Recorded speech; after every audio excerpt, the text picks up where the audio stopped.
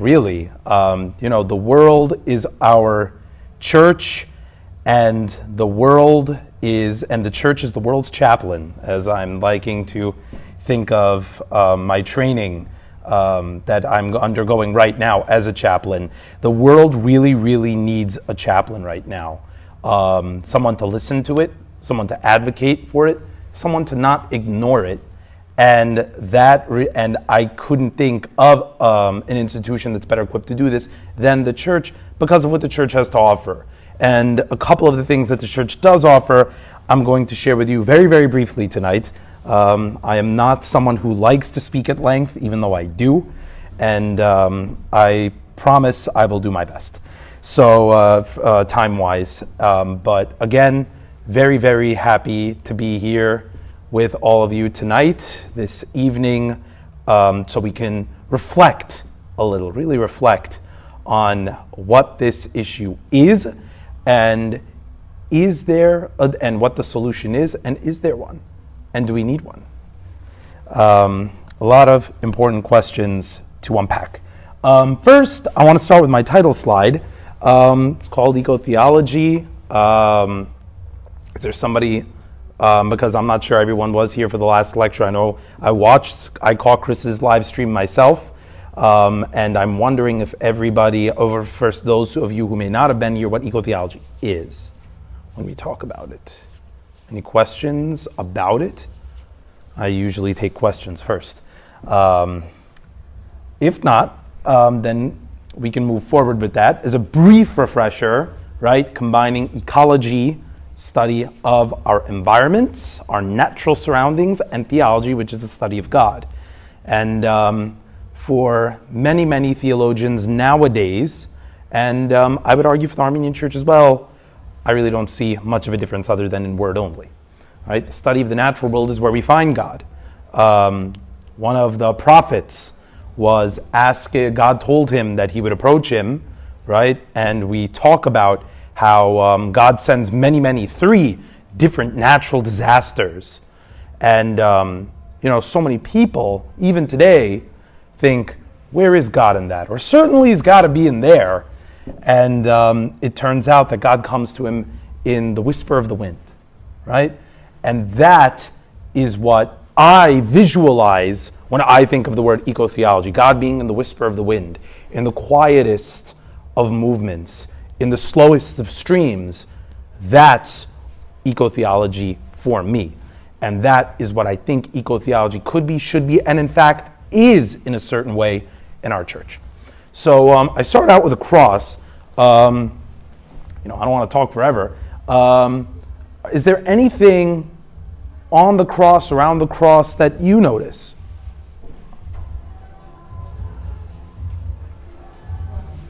I will take hands. Laura, thank you. I immediately noticed the grapes. Okay, grapes. Okay. Grapes. There's some grapes there. What else? What else do we see? Leaves. I like that. Flowers. I'm hearing a lot of growing things, a lot of vegetation. That's what it sounds like. So it sounds like that with the cross that we see here, besides it, we have a number of growing things growing out, on the side here. So I wasn't accustomed to seeing this very much. And for years in my tradition, in the Armenian Church, it really didn't matter, right? You see the cross, Chachet Kahanes, you do the sign of the cross, move on, maybe you kiss it, maybe you venerate it. But it's interesting that during my time before seminary, I never stopped to pay attention to why they were there, right? And more importantly, why are they usually only on Armenian crosses, right? So to me, the biblical scripture that I shared with you a few minutes ago is from the Bible, what I would imagine eco-theology looks like. Very simply, the cross is what eco-theology is to me. And why this cross? Because as we're going to talk about in our systems, in our liturgical structures, in our services, right? everywhere that we want to uplift and celebrate in the church, or remember in solemn ceremony, there's always some elements of this going on. Green, growing things. And it is something that is not necessarily unique to our tradition, but our tradition has been doing the longest and the best. Right? And unfortunately has been hidden for a very long time. Okay. So the cross of flowering, the theology of growth. That's what I think about when I look at that. Now, I'm going to start, because a part of my title is about being or doing. And a part of this lecture took a very interesting turn. John Christoph Gies, who is the archdeacon to the ecumenical patriarch, kind of like his secretary in a sense, kind of leads him around everywhere, his assistant, the primary organizer of the summit that me and Dr. Christopher had the honor of being at. He spoke a few months ago. I think he's on the docket, the schedule. He's one of the greatest speakers and writers I've ever seen. Considered a real author of the textbooks that me and some of us in the audience, Laura and Tim, studied at St. Vladimir's. Fantastic writer and speaker. And he came and he gave a little talk about eco-theology and what that looks like. Some of the takeaways from Calikyan, what the practical details of what happened there. So he talked, and then one of my friends who was at the lecture asked a very engaging, striking question, and it didn't really satisfy me when I heard it. He asked, okay, so but what do we do? Like, what practical steps do we take? And I thought about that, and I'm like, yeah, that's a really good point. What do we do? What does action in this model look like? Should we all become environmentalists? Right? Derogatorily known as tree huggers, right? Do we pretend like the problem doesn't exist, right? Do we just go on as business as usual because, if you and I don't actually see what's going on, whose problem is it? Next generation, maybe it's a hoax, maybe it's fake news. What I just outlined are some of the positions on the spectrum that in this culture, in American culture, people are used to taking politically, right? And what we discussed in Calikyan and what the dialogue has been continuing, me internally and with my peers, including Dr. Christopher externally, have been, this is not the debate we want to be having. This is not the position the church endorses.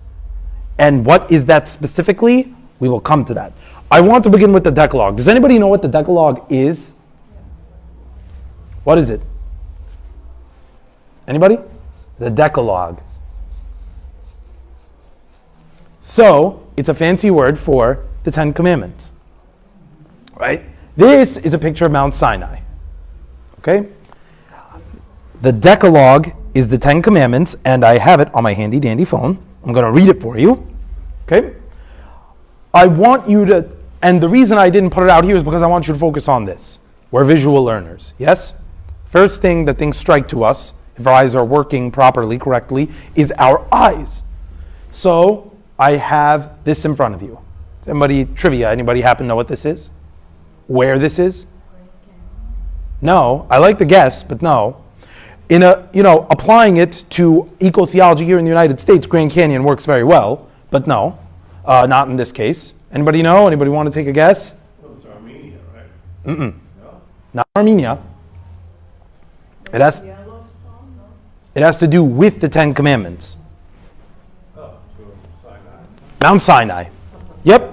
That's where Moses was when he received the Ten Commandments from God, and he was told to deliver them to the people of God, otherwise known as Israel.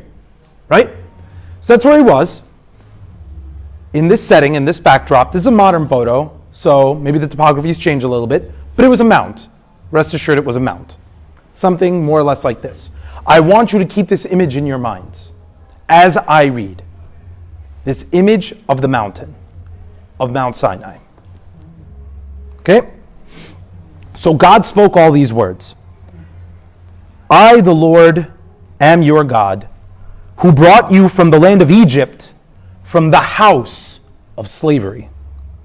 You shall have no other gods before me. You shall not make for yourself a carved image or any likeness of anything that is in heaven above, or that is on the earth beneath, or that is in the water below. You shall not bow down to them or serve them. For I, the Lord your God, am a jealous God, responding to the transgression of fathers by dealing with children to the third and fourth generations of those who reject me, and showing covenant faithfulness to 1,000 generations of those who love me and keep my commandments. You shall not take the name of the Lord your God in vain, for the Lord will not hold guiltless anyone who takes his name in vain. Remember the Sabbath day to set it apart as holy. For 6 days you may labor and do all your work, but the seventh day is a Sabbath to the Lord your God. On it you shall not do any work, you or your son or your daughter or your male servant or your female servant or your cattle or the resident foreigner who is in your gates.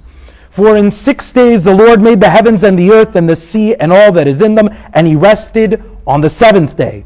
Therefore the Lord blessed the Sabbath day and set it apart as holy.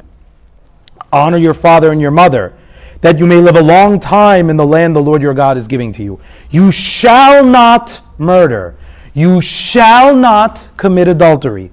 You shall not steal. You shall not give false testimony against your neighbor. You shall not covet your neighbor's house. You shall not covet your neighbor's wife, nor his male servant, nor his female servant, nor his ox, nor his donkey, nor anything that belongs to your neighbor. All the people were seeing the thundering and the lightning, and heard the sound of the horn, and saw the mountain smoking. And when the people saw it, they trembled with fear and kept their distance. They said to Moses, "You speak to us, and we will listen. But do not let God speak with us, lest we die." Moses said to the people, "Do not fear, for God has come to test you, that the fear of him may be before you, so that you do not sin." The people kept their distance, but Moses drew near the thick darkness where God was. A little lengthy. Was there, asking the audience here, any themes, any words we kept hearing over and over, and I emphasized purposefully? Shall not. So do, don't do. Right? There are other things where he's telling you to do, there are other things he's telling you to not do. Okay? This was the basis of the covenant. Right? God rescues his people. They follow these rules, or they perish. They don't inherit Israel as we geographically know it, the land flowing with milk and honey. And once they inherit it, they will surely lose it if they don't keep to this. This is the beginning of the basis of the Mosaic law. Mosaic, because Moses delivered it. He spoke these words to them. From here. What images or feelings did you have when you were thinking of what I was reading? As I was also asking you to think of the image that we have up here, which is Mount Sinai, which is that image of the mountain. Rocky, craggy, very, very high, dangerous maybe. What thoughts, feelings, ideas, images were coming to you in that? As I read and as you noticed that. No wrong answers. The wrong answers are the one. Okay, I like that. I think I was just thinking. Go ahead, Laura, go ahead. I was just thinking how difficult of a mountain that would be to climb. Difficult. Okay, I really like that answer. So, a difficult mountain to climb. That idea that it's difficult, that there's there's difficulty in climbing that, right? Analogously, right? We have a certain Messiah who says, who can keep all this? Who can do this perfectly? You think this is easy to do? all day, every day, at all times, everything I just read, the law, and I really appreciate this answer, the law is that mountain. We're not all equipped. I don't know any experienced mountain climbers. There are some out there, but the majority of us are not. Because why? What's so difficult about climbing a mountain? It's treacherous. You slip, you're done, right? Especially if you don't have gimbals, cables, whatever it is. And back in those days, they surely did not, right? One false move, and it's over, right? So, looking at these commands, that was the basis of the Mosaic Law. That we see that we have these things before us. This listed and that listed and the other thing listed. Don't do this, don't do that. And he says, you don't keep these. The people are saying to Moses, we need to stay away. We're afraid. This is created in fear lest we die. And they climb that mountain, literally metaphorically, climb that mountain because that was their only escape at the time. Right? But that's the deal they had to take. That was what was on the table back then. And what's important to remember is that all these are things we do or we don't do. You take the wrong step, you do the wrong thing, you do the right thing. You do the wrong thing, it's not going to end well for you. So action, in this sense, is dangerous. Action is fearful. Action is hard. Even if we have to go that road, action's not easy. Okay? Next. I'm contrasting that with the Beatitudes. Everybody know what the Beatitudes is? Sermon on the Mount? All right? I'm only going to read you the first 12 verses. I once again would like everybody to keep their minds on the setting, where they are. Right? Anybody want to quickly, right, guess what's going on here? Or where they are, right? What's the imagery look like? Contrasted to what we just saw. Serene, I mean, you're looking at a more serene setting. Is that what you're asking? No wrong answers. Just the only wrong answer is the one we don't say. That's Florine. Well, you can see the lake in the background there. See the lake instead of the mountains. Okay. Even though we call it a Sermon on the Mount, it's interesting, isn't it? I've actually been here. That part of Israel. Right? It doesn't look, they call it a mount, sure doesn't look like a mount in this scenario, really, does it? No, it doesn't really. It's almost lush. I mean, it's not Lush? tropical lush. But Yeah. Green life. There's life. Is this Galilee? Is this like Sea of Galilee? This is where Jesus initially taught before he made the move to Jerusalem and migrated quite back and forth. But this is Galilee. It's a little different than Sinai, which splits Israel and Egypt today as we know it. Very, very different. We're not necessarily, in that part, we're not necessarily talking desert anymore, right? As you had mentioned, it's more serene, right? Deacon Christopher mentioned a lake, a bit more lush, as we heard. So definitely some more of that going on there. Serenity, calmness, peaceness, stillness. The lake, when we think of a lake as opposed to the oceans or the seas, right? Water's still, it's fresh. You could even drink it, right? Not necessarily recommended, but it's a calmer scene. It looks more familiar to us. I'm not afraid to take a walk here as opposed to climb a mountain there, right? How many of you would opt to be in this scenario as opposed to the other one? There are some adventurous, daring ones. Nice. I give you credit, Florence. But it's pure and it's made holy by God's hand. It is. Human beings had nothing to do with this. That's 100% true, which is why human beings fear it, right? Most, not all, most, to go in a place like that. That reveals one of my points for the lecture in general, the idea of human privilege, which parallels from something called white privilege, right? The understanding that if we are the people in power, right, we don't see what the oppressed masses go through. So it works the same way in environmentalism. When we have these comforts and don't have to be an environment like this, don't have to worry about things like this, it's very easy for us to not care when people want to come and change it, whether it's by honest means or dishonest means. It doesn't affect us. It's not our problem. We have nothing to do with that anyway. I'm not a rock climber, neither are you. Right? Most of you. But when we then transition to a scene that looks more like this, right? It looks, again, more calm, more peaceful, right? Like I'd like to be a part of this scene. How many of you would opt for this? 4 or 5. Maybe take a picnic, a walk. I think it's a nice spot for a picnic. I think maybe when I was there we did that. But we definitely sat down there for a while. Very relaxing. That part of Israel, yeah, beautiful. Northern part. Okay? So this is the setting, the backdrop of where Jesus spoke or taught the Beatitudes, the Sermon on the Mount.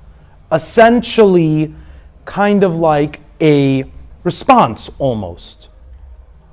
A reimagining, a reinvention of what I'd read previously. So I'm only going to read 12 verses here, but this is the Sermon on the Mount. And I want you to keep, maybe necessarily not the characters. Actually, I don't want you to think about the characters. I should have gotten something without them. Ignore the humans. Focus on the backdrop, the setting, the background. Okay? So now when Jesus saw the crowds, he went up on a mountainside and sat down. That mountainside. His disciples came to him and he began to teach them. He said, "Blessed are the poor in spirit, for theirs is the kingdom of heaven. Blessed are those who mourn, for they will be comforted. Blessed are the meek, for they will inherit the earth. Blessed are those who hunger and thirst for righteousness, for they will be filled. Blessed are the merciful, for they will be shown mercy. Blessed are the pure in heart, for they will see God. Blessed are the peacemakers, for they will be called children of God. Blessed are those who are persecuted because of righteousness, for theirs is the kingdom of heaven. Blessed are you when people insult you, persecute you, and falsely say all kinds of evil against you because of me. Rejoice and be glad, because great is your reward in heaven, for in the same way they persecuted the prophets who were before you." A little shorter than the other one. What words did you hear in that one that I emphasized? Blessed are you. Blessed are. Blessed are. Or blessed are you. Blessed are you. But yes, blessed are is the key phrase that I want to point attention to here. So you shall not do. Blessed are. Are comes from what verb for my grammarians? To be. I don't know who said that. I wasn't looking, but thank you. To be. So the idea of being blessed in Jesus' book is not something you did or didn't do. It's a way of being. It's who you are, which is different than, according to Mosaic law, what you do or what you don't do. Doing, being. Title of the lecture, right? So what I'm trying to draw attention to in these two different stories that I'm outlining is Mosaic law is based on a concept of we are rewarded or punished for what we've done and haven't done. And Jesus, in that same chapter, says no different. I think it's only a few verses later. In that same chapter, he says, "There is nothing in the law that I have come to abolish, to take away. Indeed, all of it, the law, is the law, that understanding of the law exists. And woe to you who do not live up to every single word of it." Right? So he's not necessarily getting rid of this, but he's adding something on top of it. Something that's foundational, but a new command chronologically, but something that predates even that, and that's the idea of being. Being. So we have a concept, to give you an idea of this and how it works in the Armenian church, of incarnational theology, right? Which exists in all our churches. But when we read the gospel accounts, we see what? The Word of God becoming a man, right? The operative word there being the Word became flesh. What did the word do in what I just said? Word do anything? No, the word became, which is another verb from being, right? It was based off a state of being. In this case, becoming. The word becoming flesh. That is the understanding of eco-theology, as the Armenians understand it. It focuses, and that's going to be what we're going to talk about next. That is the understanding. I'm just laying the groundwork here for the differences between the Mosaic Law and the Beatitudes. The understanding of the old man, as Paul says in his letters, and the new man born unto Christ. And that many of ancient law systems, including Judaism, were based on things we did. Did we observe this law? Did we do it to the full? Did we do it correctly? Versus what Jesus says, which is the blessed ones are those who have mercy in them. It's not something they show every once in a while. It's who they are. It's their embodiment. It's inseparable from their character. Does that mean we show up everywhere merciful? No. Some days we don't have it in us. But that's not what God is looking for. In the Christian conception, God doesn't look for the act of mercy. He looks for mercy in each and every one of you. As an example of one of the Beatitudes. He looks for the pure in heart. He looks for peace in us. Not by the work of these, but what's going on in here. And it's not easy work to do that. In fact, it's one of the hardest things we can do. That's why for Jesus, it's an additional commandment, but it's even tougher than the Mosaic Law. Make no mistake about it. It's harder to climb that mountain than it is to sit in that valley. But sitting in that valley and listening to the words of our Lord, that was ultimately something that no one could do. Ultimately. We see historically that even his disciples abandoned him. No one could live up to at the hour of the crucifixion, the hour of darkness that we remember on Holy Thursday, Holy Friday, right? On Good Friday. No one could live up to what he had taught here. And what's so hard about this? It was in a valley and he was speaking very, really nice platitudes, really nice things, saying really nice things. And no one could live up to that. And yet, Israel climbed the mountain, yes? They did it imperfectly. They fell down a lot. Nearly killed themselves often. Almost fell on rocks, split open their heads. But they got to Israel. They were there. Right?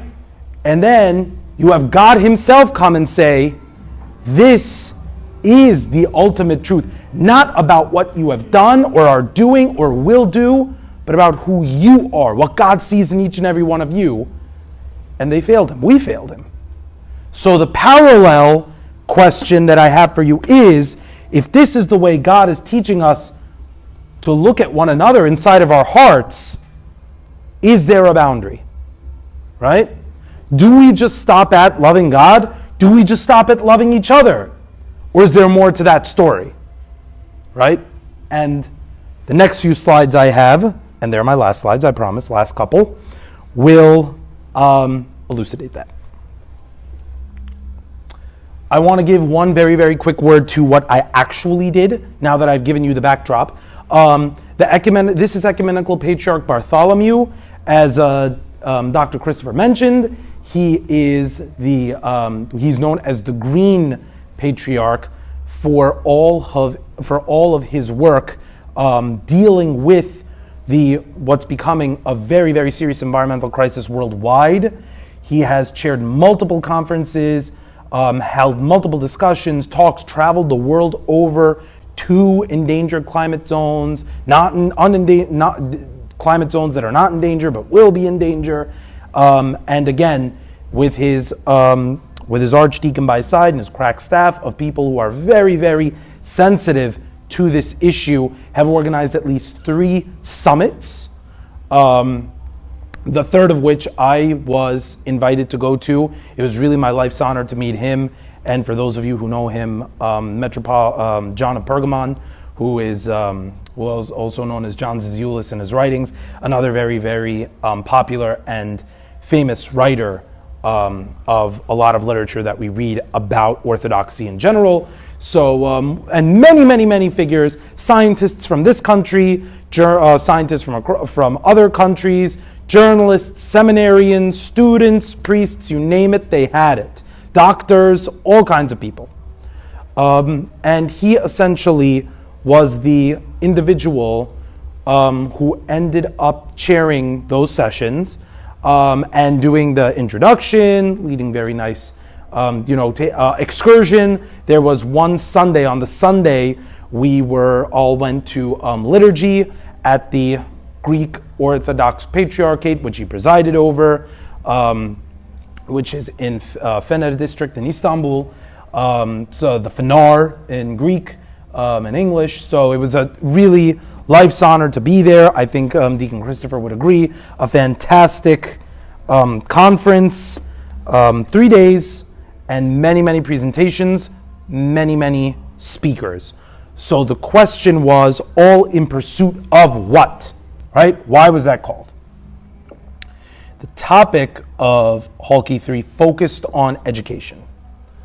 How are we teaching the next generation, which includes some of you in this room, how do we understand this? How do we preach this? How do we lead this in our seminary and ultimately ministerial lives? And that's why it was so based on pedagogy.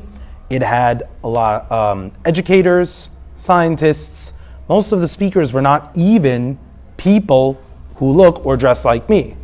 Many of them were people that you would they didn't actually show up this way, but you would traditionally see in a lab coat doing research, scientific style, right? Scientific method research. Those were the kinds of people that this patriarch invited to speak, because his recognition that to destroy that old stereotype that religion's over here in that corner and science over in this corner, and they're just going to stick to their sides and never meet in the middle, was shattered with this conference. I think this was a good stepping stone for the Orthodox Church. With all of the speakers that we had, with all of the dialogue that was present for those few days that we all had together, and again, talking international. So we also had many languages, but we had Greek, we had Russian, we had Romanian, me being there, me and Dr. Christopher being there, that would make Armenians present, English, all kinds, across all disciplines. And the reason I mention all of this is not because he is considered the universal patriarch of the Eastern Orthodox Church. His mission in what we're doing is truly a universal one. It's not relegated to one community, it's not relegated to one county, it's not relegated to one state, it's not relegated to one country. The whole point of this was education, so we could talk, be empowered to speak about a topic that is affecting the entire world, because it has to do with the entire world. So, it was a good conference, to say the least. I learned a lot, and these were my reflections walking away as to how we could understand it in the Armenian context. And I have a series of spots to point to in Scripture that will be our guides. Okay? So, one thing that is highly often overlooked is the gardener in John's Gospel. Does anybody know it? When I say it? Okay, I'll read it. So, the following verses talk about this very story. Now Mary stood outside the tomb crying. As she wept, she bent over to look into the tomb and saw 2 angels in white, seated where Jesus' body had been, one at the head and the other at the foot. They asked her, "Woman, why are you crying?" "They have taken my Lord away," she said, "and I don't know where they have put him." At this, she turned around and saw Jesus standing there. But she did not realize that it was Jesus. He asked her, "Woman, why are you crying? Who is it you are looking for?" Thinking he was the gardener, she said, "Sir, if you have carried him away, tell me where you have put him, and I will get him." Jesus said to her, "Mary." She turned toward him and cried out in Aramaic, "Rabboni," which means teacher. Jesus said, "Do not hold on to me, for I have not yet ascended to the Father. Go instead to my brothers and tell them I am ascending to my Father and your Father, to my God and your God." Mary Magdalene went to the disciples with the news, "I have seen the Lord." And she told them that he had said these things to her. Thinking he was the gardener. For anybody who knows the Old Testament inside and out, and the first Christians did know their Old Testament inside and out because the first Christians were Hebrews, right? Where do we see a gardener?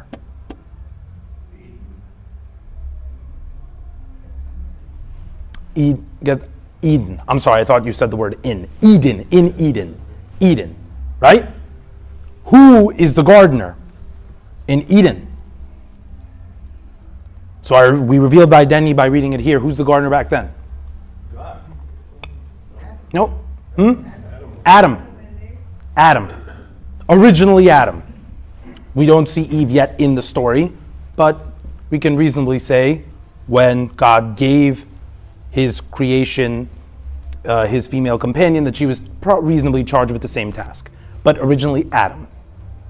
So, for people who get caught up, and I did plenty, on what the connection between Jesus and Adam is, we have it. In an eco-theologically important way, we have it. If Jesus is the second Adam, if Jesus is the new Adam, then Jesus is the gardener in the way that Adam could not be. Because what happened to Adam? We all know this one. We just celebrated the Sunday of it, or remembered the Sunday of it. I wouldn't say celebrate.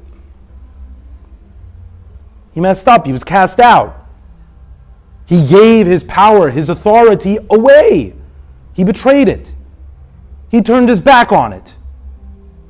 Right? So no longer do we have this idea of humanity being the good and proper gardener, right? Post Adam. In the post Adamic universe, it doesn't exist until we see Jesus. So the question is, why be a gardener?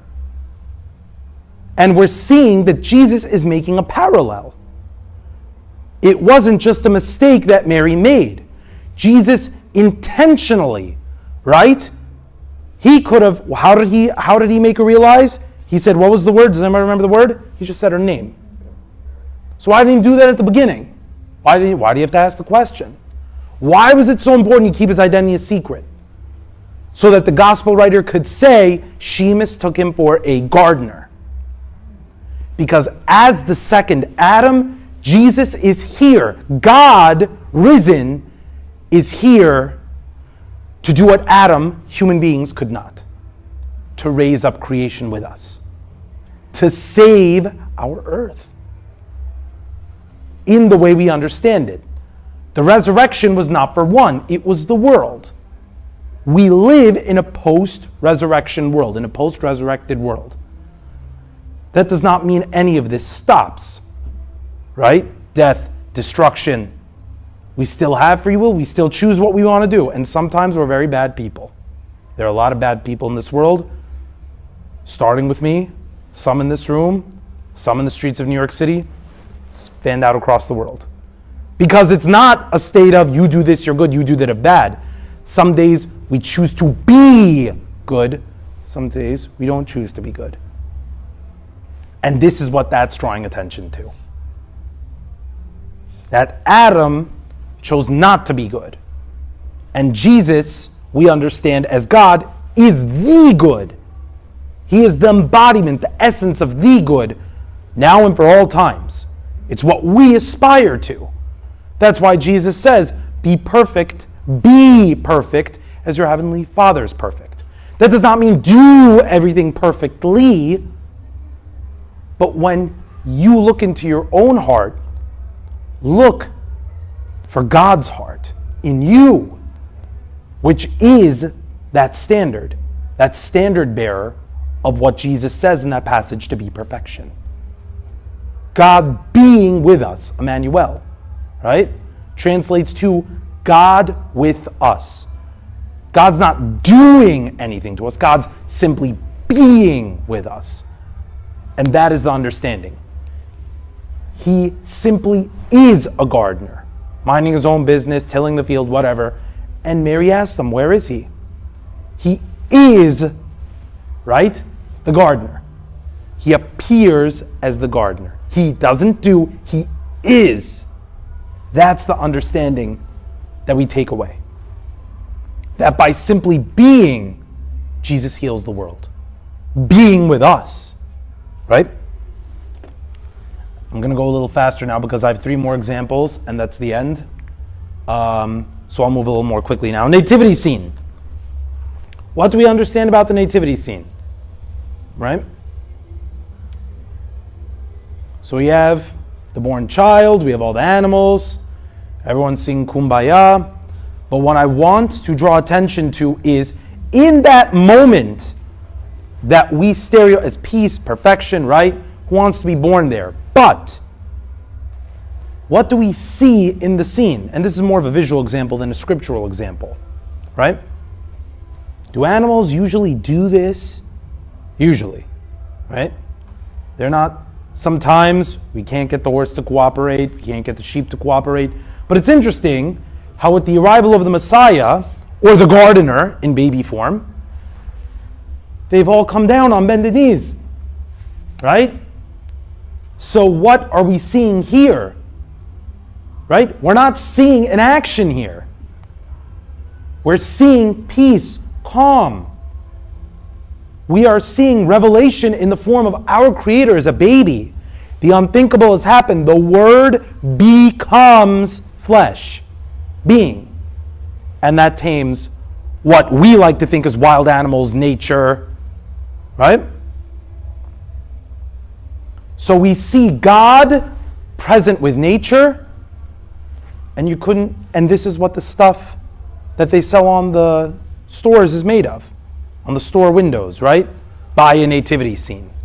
Yes, it's overplayed, but the point that people sometimes miss is, in God and in nature, there is calm, there's peace, there's everything we desire, we look for as fulfillment of creatures, as human beings. It's right here. That's why in ecology and theology, I don't see a distinction. The study of nature and the study of God, the bringing together of those two, this is what resulted. Okay, I have 2 more. Again, I'm going much quicker than I anticipated, which is fine. Antastan, does anybody know what this is? The blessing of the 4 corners of the world, blessing of the fields, right? So we bless the 4 corners or fields.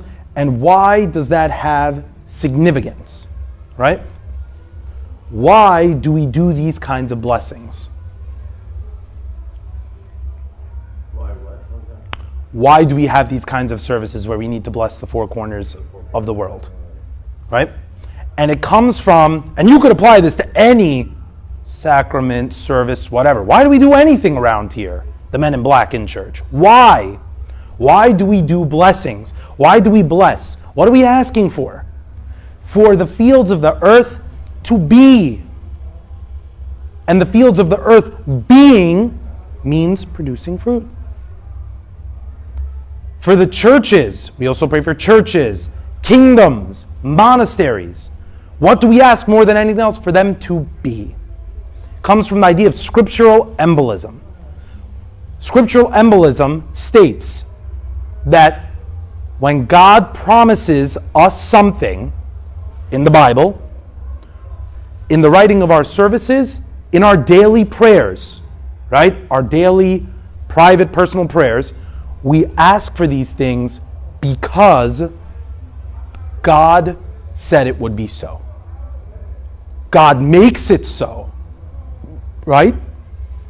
It's not a certain action God does. Let me win the lottery. Well, I'm going to fix it so that Alex wins the lottery. That's not the point. That's not how God operates. Sorry to say. That's not how it works. It's not how it operates. That's not how He operates. It works much more in the sense of let me be. What is prayer? Prayer is a conversation between creation and creator. Not between human beings and God, between creation and creator. That's why there's so much biblical imagery, which I didn't have time to compile, of the heavens and the earth rejoicing, praying, celebrating. Prayer is not my property. Prayer is not humanity's right, birthright. It belongs to all of creation. And that even though humanity, in the understanding of Genesis, is on the final day the crown of that creation, made in His image, which no other created living thing is, that does not give us that free access that others are not entitled to. That is human privilege, which was invented by human beings to justify what we do to the earth. And this exists in all kinds of oppressive systems. So white privilege in racial systems, male privilege in sexist systems, it's nothing new. It exists, whether we are aware of it or not. Being aware of it is a different thing. But this is the one that exists for the environment. Human privilege. And it is the ultimate corrupting influence because it thrives on not teaching us hatred of the environment, but pretending like there isn't a problem. There's nothing to see here. It's not important. It doesn't matter, right? It's the mountain scenario all over again. Who wants to climb a mountain? Right? So if most of us don't have any interest in that, then most of us are not going to care if we talk about tearing down that mountain and putting up, you name it, hotel, casino, homes, even charitable institutions, churches. Rightly or wrongly. But we rely, as human beings, we rely on that to make a difference. Right? So even looking at a service like Antastan, the understanding is blessing. Right? And blessing in the Armenian understanding is asking what God gave us, what God promises us, for it to be so. And I have one final thing for you that will show that. Blessing of water. That will really, really put that into perspective for you. There are a lot of texts that deal with blessing of water. We have in baptism. We do it every January 6th, right, to commemorate Jesus' baptism. We have it in all sorts of ways, shapes, and forms. Right? We have a psalm that we read when the priest washes his hands multiple times. And that's not just because it's ritualized, it's because we need to make sure his hands aren't filthy. So when we commune, that we are truly receiving something that is clean, right? That idea of purity translates over from Judaism in different ways, but it does translate over. Then we have this idea of purity. So a lot of these themes are prevalent in the understanding of how we as Armenian Christians should, and in fact do, look at something like water. So based off the principle I talked about before, blessing of water, right? We ask God to make the water simply the way it is supposed to be, right? So bless this water, right? And that understanding that when we bless it with a cross, the water does what it's supposed to do, which is to, by faith, by what we believe, in a baptism, for example, to destroy, right? To crucify the person going in in a sense, to destroy the person going in, and to bring into the community, to refresh, to rejuvenate, to create a whole new life for the one coming out. Right? That's how the simple concept of baptism is. But I wanted to look at something even deeper about something as simple as one of the most basic elemental things in our lives that we take granted often a lot, as water. Okay. And the reading that I have for that, very short, is taken from the beginning, Genesis. Very simple. So Genesis 1:1. In the beginning, God created the heavens and the earth. Granted. Now, the earth was formless and empty. Darkness was over the surface of the deep, and the Spirit of God was hovering over the waters. Was. Another form of being, right? So, we see the idea of the waters, we see the Spirit of God hovering over the waters, maybe even the form of a cross, who knows? But, we see him hovering over the waters. Was. Not doing anything, just was. And God said, let there be light. And there was light. Did God do anything? It's not what I'm reading out of here. In English anyway. I also did not parse this out in Hebrew or Armenian or Greek or any other languages. That is the work of perhaps myself, but also Dr. Christopher and others who are much more adept at those languages and also carry an interest in eco-theology. But looking at it in plain, simple English, let there be light, and there was light. I don't see any acting going on in here. And we're talking about the most basic elemental form of ecology, which is creation, which is where it all came from. Right? That's what we're looking at.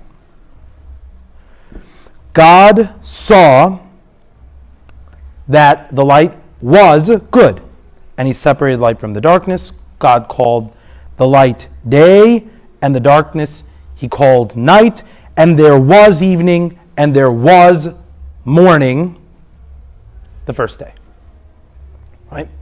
And we see the rest of it happening here. Let there be, let there be. Be. That's what is most central to this understanding of how Armenians can and should and do eco-theology.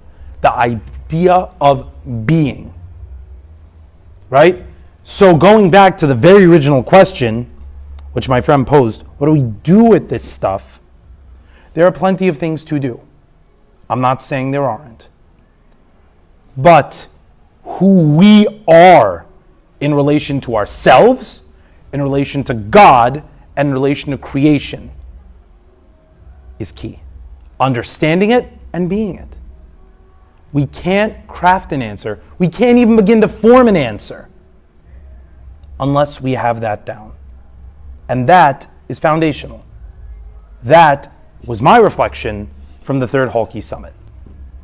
And that was my understanding of what we're trying to do here, which is bringing attention to an environmental crisis that absolutely 100% exists. And the questions that everybody's scrambling to ask is, what do we do about it? And the question that's most difficult, that's tougher than climbing that mountain, that's tougher than sitting and listening to those Beatitudes, to the Beatitudes that Jesus the Christ talks to us about, is examining who we are. Asking ourselves who we want to be in this world. Maybe making some changes, some adjustments as necessary to our way of being. Not to what we do with this, but how we think and most importantly feel with this. And that's difficult. That's the most difficult because humans and human privilege is the toughest thing to change about ourselves. Thank you. Thanks everyone. I'm sorry I went over. Yeah, it's good. So if you have any questions or thoughts for Alex? Yes? You kept on saying human privilege.